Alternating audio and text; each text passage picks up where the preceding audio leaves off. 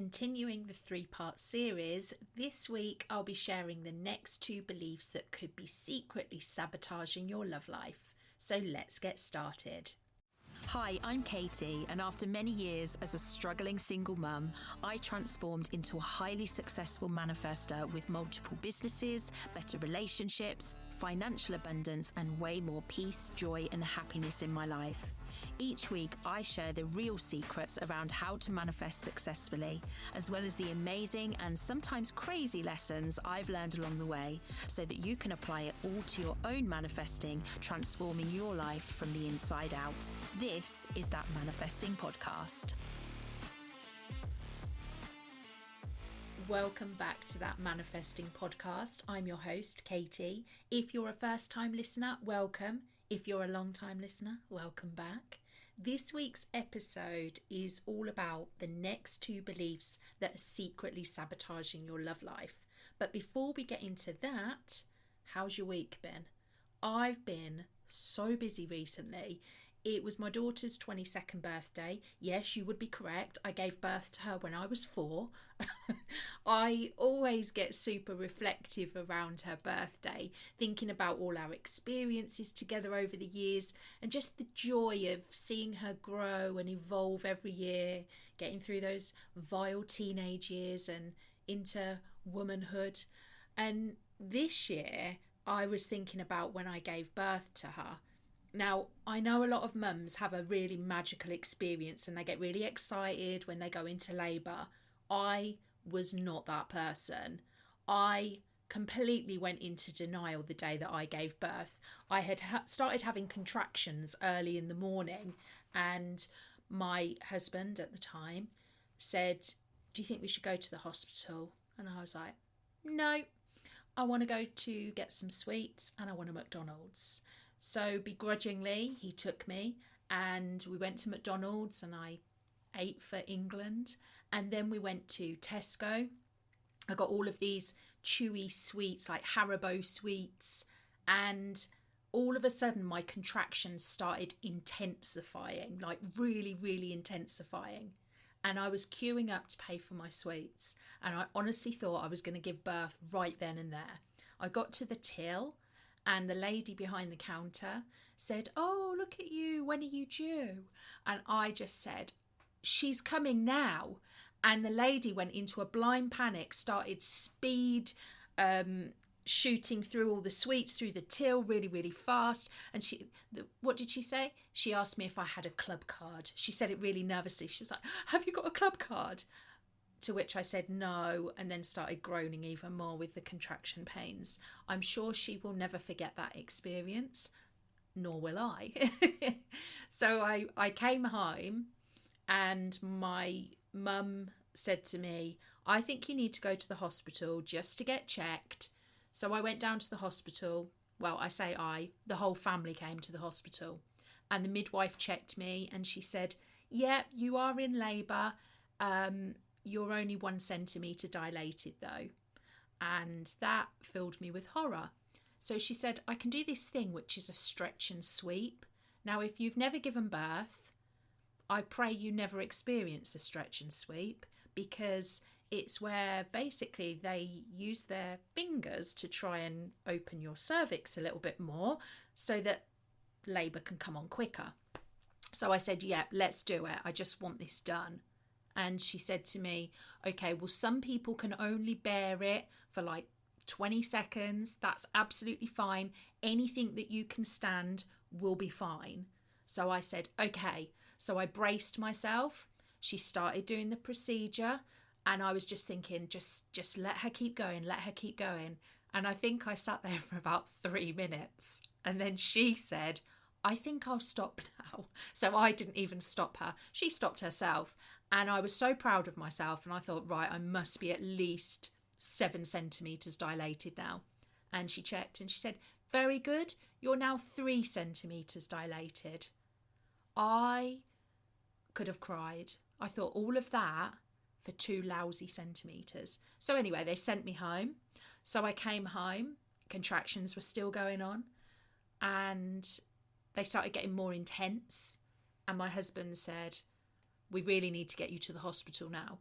And I just at that moment went into complete denial and said, no, I don't think I'm going to go to the hospital.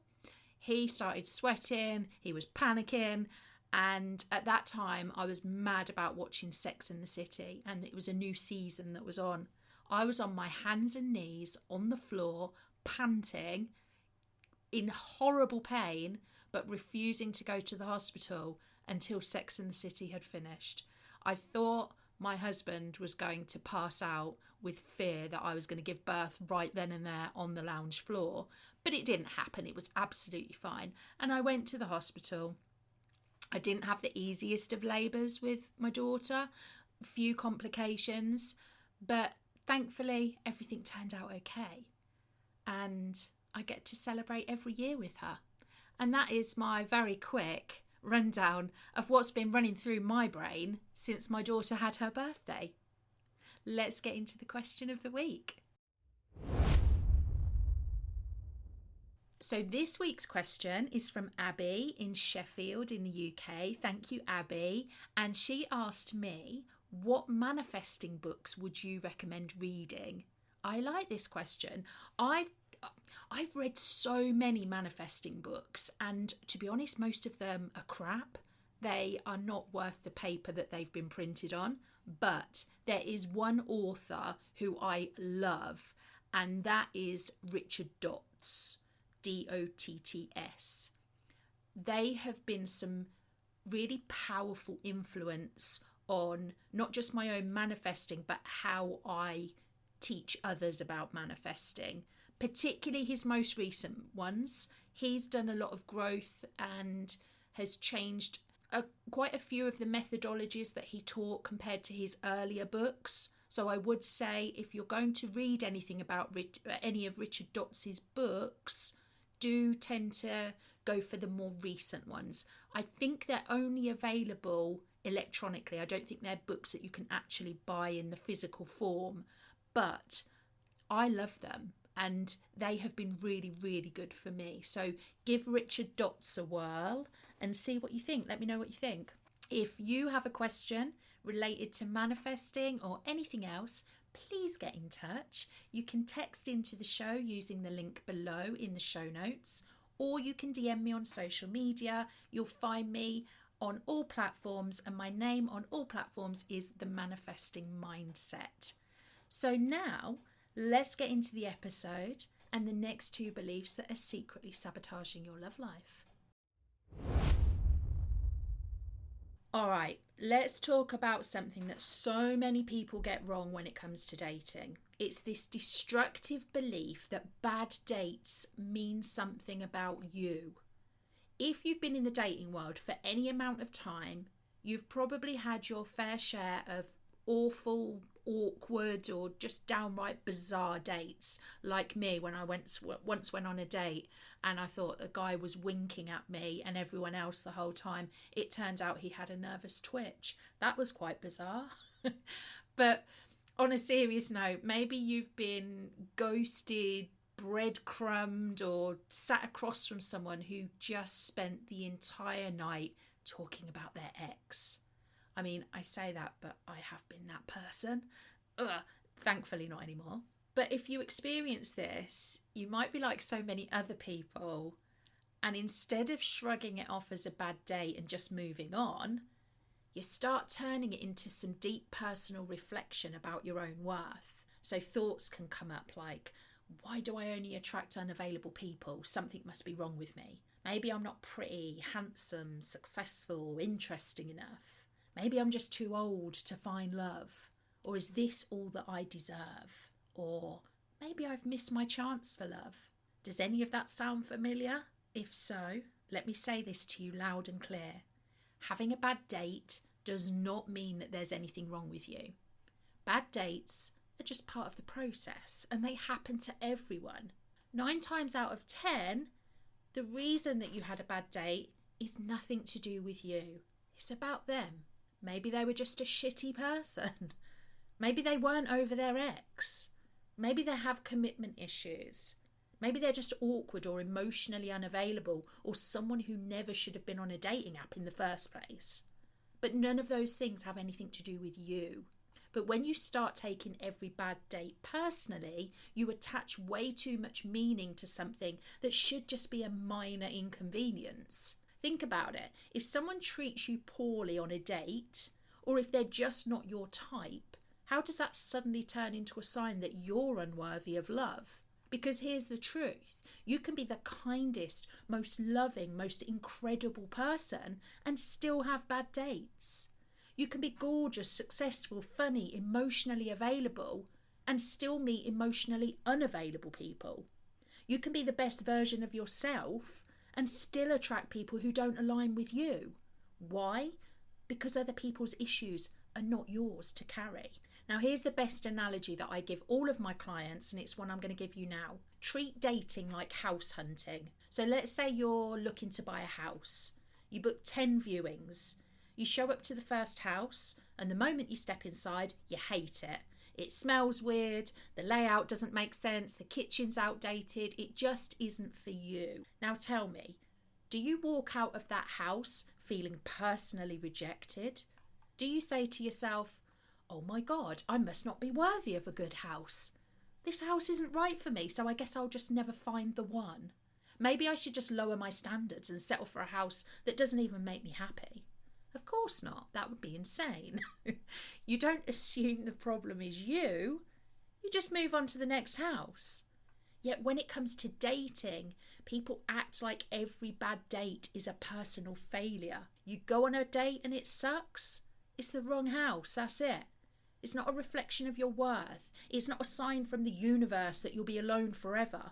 It's just a bad match. And here's something else to remember. Unavailable, toxic and incompatible people will always find their way into your life when you're dating. Not because you're cursed, not because you're doing anything wrong, but because they exist. They crawl out under their rocks every so often and appear in your inbox in your dating app or at the local pub. And dating is just a numbers game, but this doesn't mean you have to entertain them. If you walked into a house that's falling apart, you don't say, well, I'm already here, I might as well move in. No, you leave. And dating is the same. You meet someone who's inconsistent, leave. You meet someone who doesn't share your values, leave. You meet someone who's emotionally unavailable, leave. No overthinking, no emotional breakdowns, no questioning your worth. A huge part of successful dating is learning to detach your self-worth from the outcome. A bad date is just a bad date. A toxic person is just a toxic person. A relationship that doesn't work out is just the wrong relationship. It does not mean anything about you. The more that you can embrace this mindset, the less pressure that you'll feel in dating and the better outcomes you'll manifest, because you'll be able to walk into any date with zero expectations other than curiosity about the person you're meeting. You'll be able to leave situations that aren't aligned without doubting yourself. And you'll be able to approach dating from a place of confidence and ease. And let's be real here, confidence and ease are magnetic. They make dating so much more enjoyable because you're no longer riding the emotional roller coaster of highs and lows. So the next time you have a bad date, don't make it about you. Instead, tell yourself, okay, it's fine, that wasn't my house. On to the next one. And just keep going, because the right house or the right person is out there. And when you find them, you'll be so glad that you didn't waste your time over-analysing the ones that were never meant for you in the first place. So that is your first belief that's secretly sabotaging your love life, that a bad date means something about you. Let's move on to the next one. Okay, so the second belief that I'm covering with you today is that the right person will find me. This belief is holding so many people back, and I love it because it's quite a sneaky one.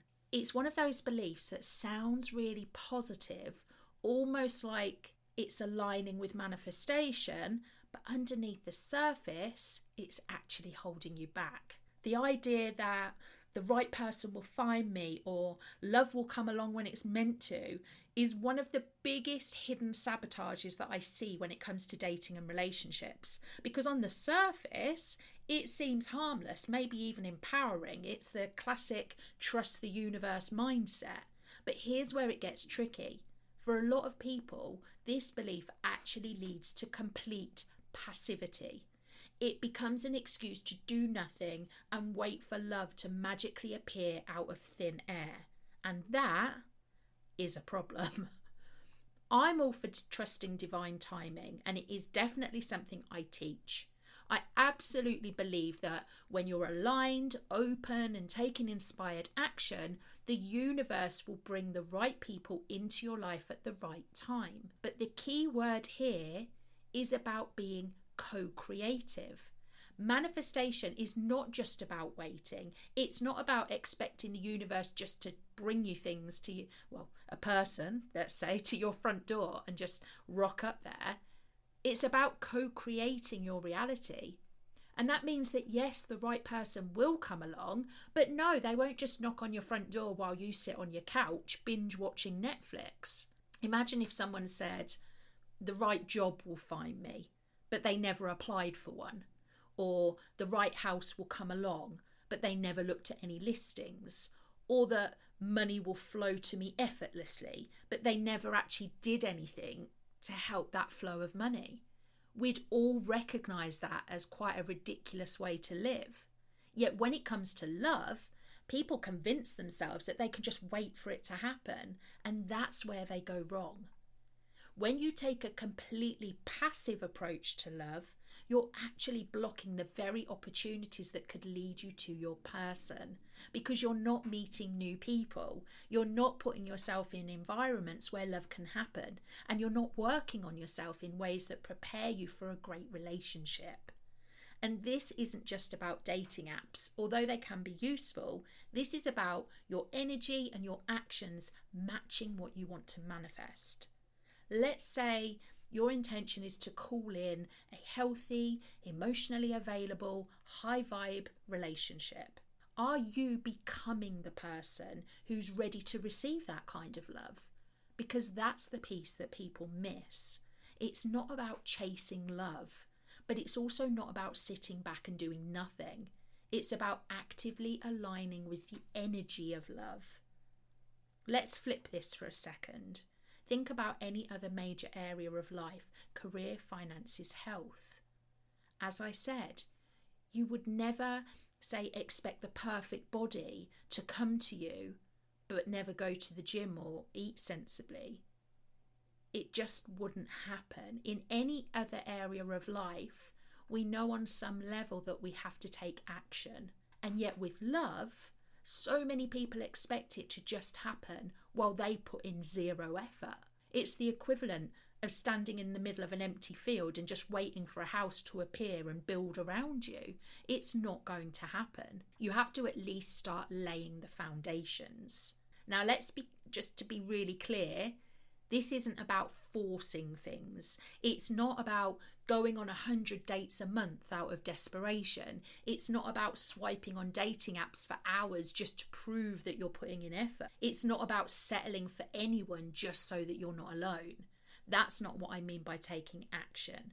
The kind of action that works in alignment with manifestation is called inspired action. Inspired action is following intuitive nudges like joining a new class or saying yes to a social invite even if you feel like you don't really want to go, or just trying something different. It's about getting out of your comfort zone just enough to expand your opportunities to meet somebody.